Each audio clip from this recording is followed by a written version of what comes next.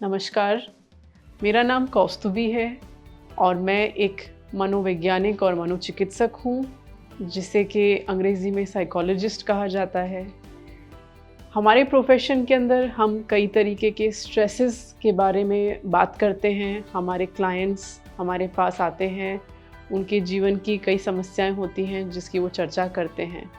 आजकल एग्ज़ाम्स का जो स्ट्रेस है वो सुनने में आ रहा है। एग्ज़ाम्स का समय है और सभी बच्चे जो हैं अपनी पूरी मेहनत करने में लगे हैं, पर स्ट्रेस तो स्वाभाविक है क्योंकि कंपटीशन भी बहुत है। ऐसे में मैं आप सबके सामने कुछ पॉइंट्स लेकर के आई हूँ कि इस एग्ज़ाम के स्ट्रेस के चलते हम अपने आप को कैसे स्वस्थ रख सकते हैं, मनोवैज्ञानिक दृष्टि से और शारीरिक दृष्टि से भी। तो जब एग्ज़ाम्स का समय होता है तो हमें अपने जीवन को इस तरह से नहीं बदल देना चाहिए कि हम शारीरिक गतिविधि जो है, हमारा खेलना कूदना या घर से बाहर निकलना थोड़े समय के लिए, उसको बिल्कुल बंद कर दें। ऐसा नहीं होना चाहिए। हमें कुछ चेंज के लिए ज़रूर करना चाहिए, क्योंकि जब हम खुली हवा में घूमते हैं तो शरीर के अंदर प्राणों का संचार होता है और रेस्पिरेशन के चलते जो है एक नई ऊर्जा हमारे शरीर में और हमारे मस्तिष्क में पहुंचती है। तो first point is for all the students, do take out time, go out, maybe walk, play, cycle, jog, कुछ ना कुछ आधे घंटे के लिए ज़रूर करिए डेली। दूसरा पॉइंट है कि don't try to cramp everything in a short period of time. हमारी क्लासेस जो होती हैं वो सारे साल चलती हैं, बट जब एग्ज़ाम आता है तो हम सारे साल की पढ़ाई कुछ दिनों में या कुछ घंटों में करने की कोशिश करते हैं। अब ये जाहिर सी बात है कि अगर हम ऐसा करेंगे तो हमें सक्सेस नहीं मिलेगी। तो उसमें हमें स्मार्ट स्टडी करना चाहिए बजाय कि हार्ड स्टडी करने के। तो स्मार्ट स्टडी कैसे कर सकते हैं? आप अपनी बुक्स में देखिए, आपको जो जो टॉपिक्स अच्छे लगते हैं, दूसरा जो टॉपिक्स आपको समझ में आते हैं, तीसरा जो टॉपिक्स आपने पहले पढ़े हुए हैं, आप पहले उन टॉपिक्स के ऊपर फोकस करिए, उनको कवर करिए, उनको पक्का कर लीजिए। नेक्स्ट थिंग इज़ कि ज़रूरी नहीं है कि आप 100% सिलेबस कवर करें। Even if you are ensuring कि आपने 80% 90% सिलेबस को अच्छे से किया है तो वो भी सफिशेंट है। तीसरा पॉइंट है कि जो नींद है हमारी, वो बहुत ही इम्पॉर्टेंट है। एक मनुष्य जो है वो अपने जीवन का 1/3 हिस्सा स्लीप स्टेट में बिताता है। तो इसका मतलब है कि ये हमारे लिए बहुत इम्पॉर्टेंट है, इसलिए हम इतना समय हर दिन के 8 घंटे नींद में बिताते हैं। पर जब एग्ज़ाम्स आते हैं तो स्टूडेंट्स की नींद जो है उसका समय कम हो जाता है, वो कम नींद लेते हैं। पर मज़ेदार बात यह है कि आप अगर प्रॉपरली सोएंगे तो आपका ब्रेन जो है, जो चीज़ें आपने पढ़ी हैं उसको एब्जॉर्ब कर पाएगा, उसको रिहर्स कर पाएगा।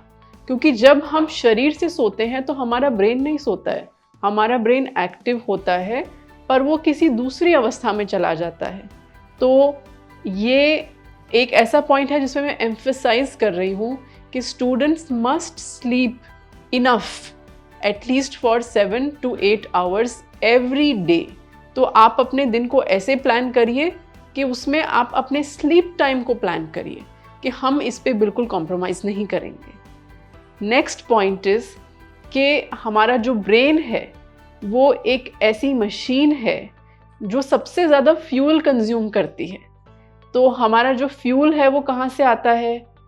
तो हमारे खाने से हमको एनर्जी मिलती है, हमारे संबंधों से हमें एनर्जी मिलती है, और हमारे प्राण जो हैं, जो प्राण की जो एनर्जी है वो तो सभी जगह विद्यमान है, इट इज़ प्रेजेंट एवरीवेयर। पर उसके लिए हमें उसको हार्नेस करना है, जो प्राणिक ऊर्जा है उसको हार्नेस करना है। तो इसके लिए हमें सबसे पहली चीज़ अपना खान पान जो है वो अच्छा संतुलित रखना चाहिए। हमें फ्रेश खाना खाना चाहिए और जब आप पढ़ाई कर रहे हैं तो ब्रेन ज़्यादा एनर्जी कंज्यूम करता है, तो आपको थोड़े थोड़े समय में कुछ लेना चाहिए।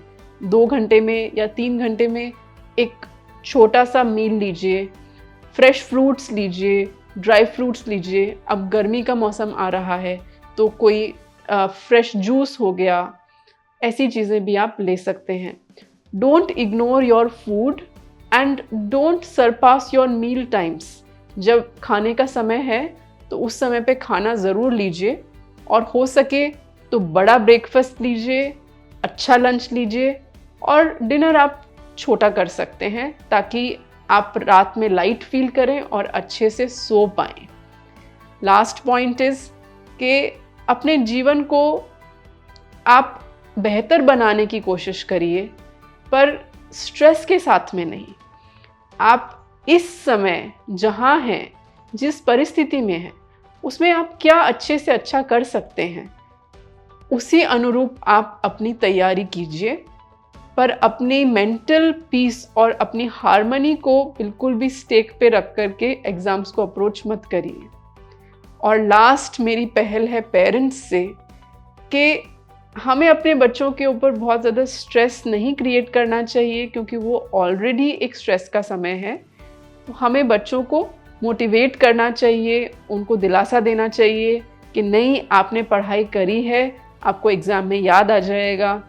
और जो उनका स्ट्रेस है उसको आप मत इंटरनलाइज करिए अपने खुद के अंदर, और आप एंग्शियस ना हो। अगर आप पॉजिटिव रहेंगे तो आपका बच्चा भी पॉजिटिव रहेगा। उनको मोटिवेट करिए और उनको सांत्वना दीजिए कि सब ठीक होगा।